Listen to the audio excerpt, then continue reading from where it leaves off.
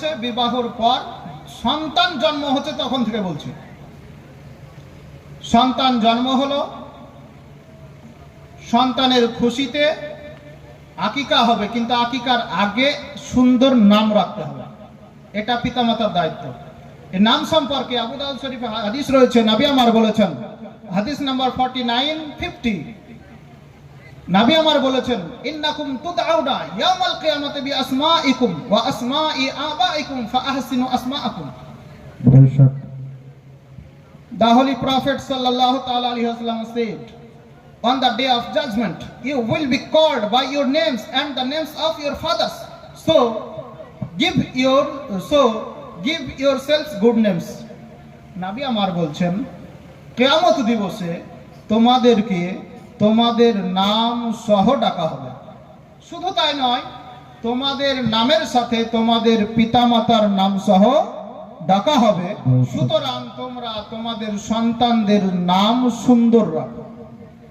তোমরা তোমাদের সন্তানদের নাম সুন্দর রাখো, ভালো নাম রাখো। মালদায় জালসায় গিয়েছিলাম রোজার আগে, জালসা চলছে, আদায়ের কাজ কমপ্লিট, শেষ লগ্নে আলোচনা করছি।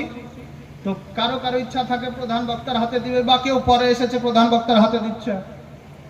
3000 টাকা একজন হাতে দিয়ে নাম যা বলছে মাইকে ঘোষণা করার মতো না। নাম কেমন রাখা হয়েছে? তো নাম ভালো রাখতে হবে। নবী আমার কি বলছেন?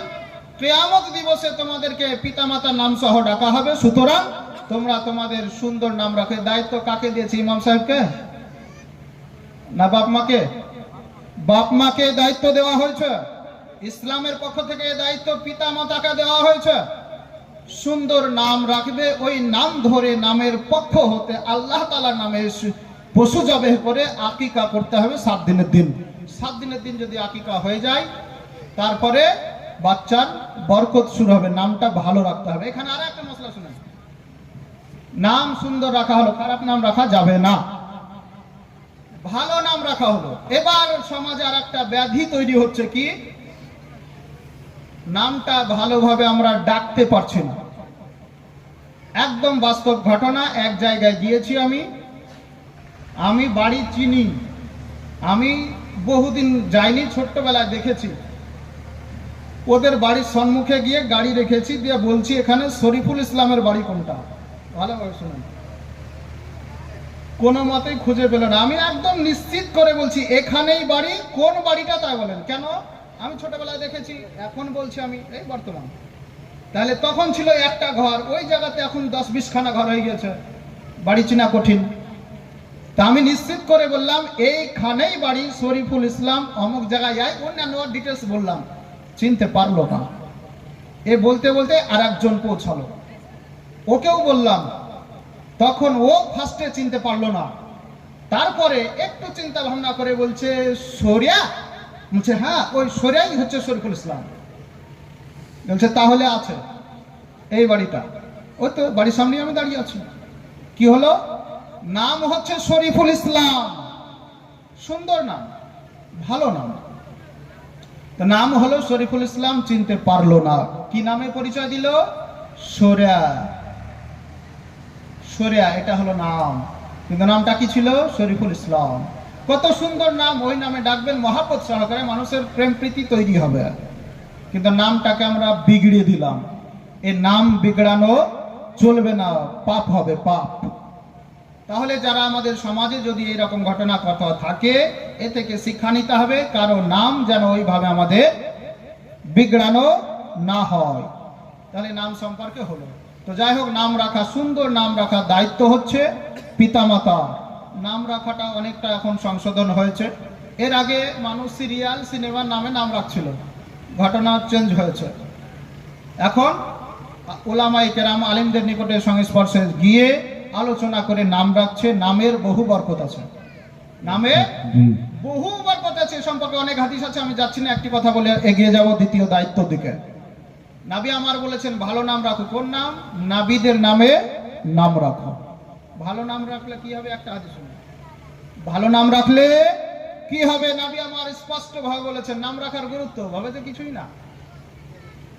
ইসলামে সব বিবরণ দেওয়া রয়েছে। নবী আমার বলেছেন, যার পুত্র সন্তান জন্মগ্রহণ করলো আর সে আমার মহাব্বতে আমার নামের বরকত অর্জন করার উদ্দেশ্যে নিজ পুত্রের নাম মোহাম্মদ রাখবে, তো সে ও পুত্র উভয়ে জান্নাতে যাবে বলে সুবহানাল্লাহ। সুবহানাল্লাহ। মোহাম্মদ নাম রাখার বরকত নবী আমার স্পষ্ট ভাবে জানিয়ে দিয়েছেন।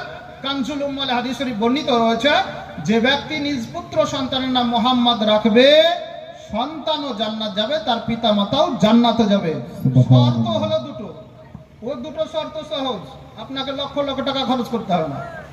হজ করতে যাওয়ার জন্য লক্ষ টাকা খরচ করতে হবে, কিন্তু এই শর্ত দুটো পূরণের জন্য লক্ষ লক্ষ টাকা লাগবে না।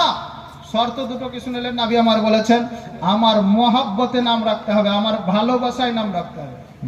আর কি? আমার নাম মোহাম্মদ, এই মোহাম্মদের নামের বরকত অর্জনের উদ্দেশ্যে নাম রাখতে হবে। তো এই দুটো শর্ত আমরা সবাই পারবো, ইচ্ছা করলেই এই শর্ত পালন করতে পারবো। এই দুটো শর্ত যে নামের মধ্যে থাকবে, ওই সন্তানও জান্নাতে যাবে, নামের কারণে সন্তানের বরকত হবে, তার পিতা মাতাও জান্নাতে যাবে। এতটা অফার পাওয়ার পর ছেড়ে দিচ্ছে। মোহাম্মদ নাম খুঁজে পাওয়া কঠিন। তারপরে যদি ফ্যামিলিতে এক বাড়িতে রাখছে, পাড়াতে আর রাখতে যাবে না কেন? ভালো নামও রেখেছে তো কি হচ্ছে, আপনিও রাখেন। ইসলামের যত আলিম উলামা রয়েছে, মুহাদ্দিসগণ রয়েছেন, ওনাদের দেখুন জীবনী পড়ুন, আপনি বেশি সংখ্যক নবীর নামে নাম পাবেন।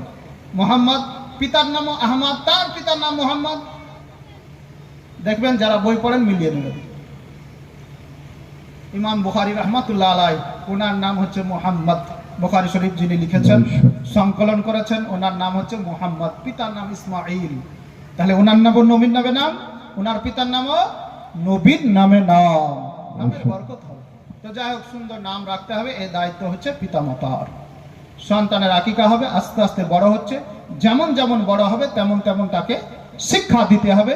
কথা যখন বলতে আরম্ভ করবে, তখন তাকে আল্লাহ বলতে শিক্ষা দিতে হবে, নবী নবী কালেমা ইত্যাদি শিক্ষা দিতে হবে।